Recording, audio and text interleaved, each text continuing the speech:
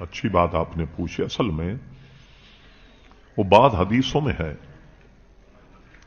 کہ بالکل برہنہ ہو کر کے ننگا ہو کر غسل نہیں کرنا چاہیے. اب لوگ سوچتے ہیں کہ ہم جب غسل کرتے ظاہر ہے کہ سارے کپڑے تو اتار دیتے. اب وہ غسل صحیح ہوا یا نہیں, پھر اس میں وضو ہوا یا نہیں. سنت طریقہ یہ ہے کہ جب آدمی ناپاکی کا غسل کرے تو اس کو نیت بھی کرنی ہوگی, میں غسل کرنے کی اور ناپاکی دور کرنے کی نیت کرتا ہوں, اور اس کو نیت کا ثواب ملے. اور صحیح طریقہ کیا ہے کہ غسل کرنے سے پہلے ہاتھ دھوئے, اور اگر جنابت کا ناپاکی کا غسل ہے تو سب سے پہلے اپنے بدن سے ناپاکی کو دور کرے, اور اس کے بعد پورا وضو کرے. وضو کرنے کے بعد میں اب غسل کرے. ٹھیک, یہ جو فرمایا گیا نا کہ برہنہ ہو کر غسل کرنے کی ممانعت, تو اس زمانے میں حمام بہت چھوٹے ہوتے, اگر وہاں لوگ جاتے تو ایک دوسرے کو دیکھ لیا کرتے. اب جب کہ چھتیں بالکل بند ہیں, دیواریں چاروں طرف سے ہیں, اور دروازہ موجود ہے, تو کسی کے دیکھنے کا تو سوال ہی پیدا نہیں ہوتا.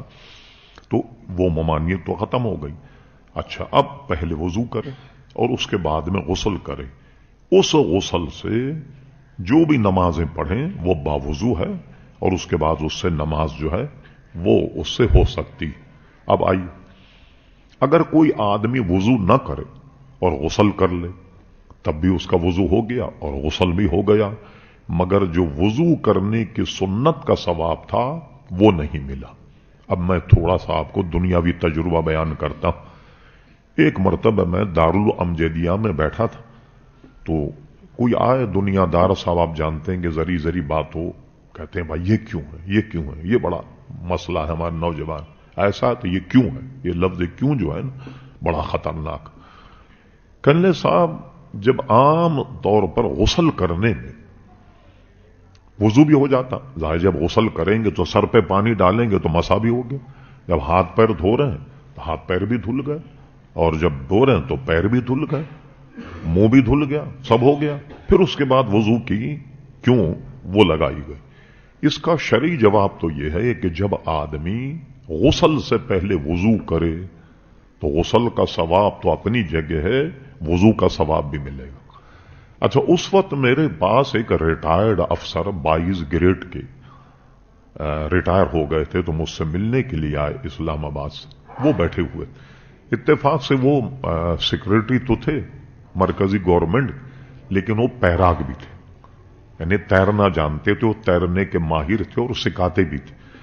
تو انہوں نے میری جب گفتگو سنی تو انہوں نے کہا بھائی میں آپ کو بتاؤں, میں تیراکی کا ماسٹر. ہم لوگ جب تیرنے کے لیے لوگوں کو سکھاتے ہیں تو ان سے کہتے ہیں پہلے تھوڑا پانی لے کر اپنے بدن پہ ڈالو ہاؤس میں یا داخل ہونے, پھر تھوڑا سا پانی لے کے اپنے سر پہ ڈالو, پورے بدن پہ پانی ڈال کر اب پانی میں گھسو.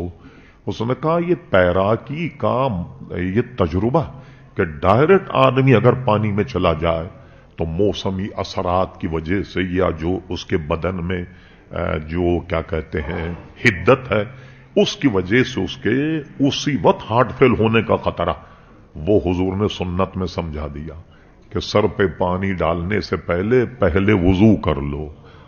دیکھا آپ نے کتنی حکمت ہے. وہ حکمت ہماری سمجھ میں آئے یا نہ آئے, لیکن حکمت اس میں دیکھیے کیا کہ پہلے یعنی منہ دھو, ہاتھ دھو, مسا کرو, تاکہ پانی جو ہے تمہارے بدن پر جب اثر انداز ہو, اگر وہ حدت ہے وہ کچھ ہے تو وہ جو ہے وہ اپنی جگہ قائم ہو. اب اس کے بعد میں سر پہ پانی ڈال کر غسل کرو.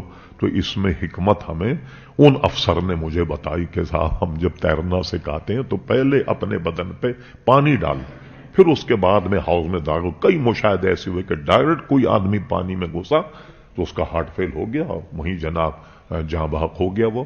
تو اس لیے پہلے وضو کر کے اب غسل کریں تو اس کا وضو بھی ہو گیا, غسل بھی ہو گیا. اب آپ نے ایک سوال کا حصہ اس میں یہ, جیسے ایک آدمی نے وضو بھی کر لیا, غسل بھی کر لیا, اس کا وضو بھی ہے غسل بھی, اب اس کو پیشاب آیا یا پانی کے قطرے نکل گئے یا ریا خارج ہو گئی, اب کیا کرے گا؟ تو یہ وہ عوارض ہیں جس سے غسل تو نہیں ٹوٹتا, बल्कि वुजू टूट गया। अब उसने गुस्ल तो कर लिया, चाहे गुस्ल जनाबत, अब खाली वुजू कर ले और उस वुजू से नमाज पढ़ सकता। इसी तरह जब कपड़े उतार करके गुस्ल करता है, लोग समझते हैं शायद बदन जो है वो नंगा हो गया, इसमें गुस्ल हो गया। नहीं, वो उस जमाने में था कि जब बाथरूम बहुत छोटे होते थे और एक दूसरे आदमी देख लिया करता था, उस वक्त की वो ममानियत। अब जो है इस मामले में जब आदमी गुस्ल करेगा तो उसका गुस्ल भी हो जाए, उस गुस्ल से उसकी नमाज भी हो जाए।